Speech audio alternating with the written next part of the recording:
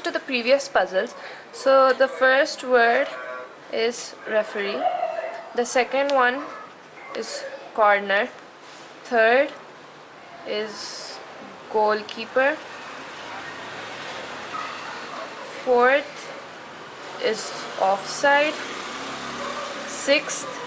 fifth is goal or foul, it can be any of those, and the sixth one is whistle. So these are the answers to the previous one. And this is the next puzzle. So each letter stands for a number. Transpose the letters into numbers to make the sum correct. So you have to find out which letter represents which number and make the sum correct. So let's see who gets the answers first. Comment down your answers in the comment section. I hope you guys enjoyed this video. Thanks for watching. I'll see you guys in the next one. See you then. Bye.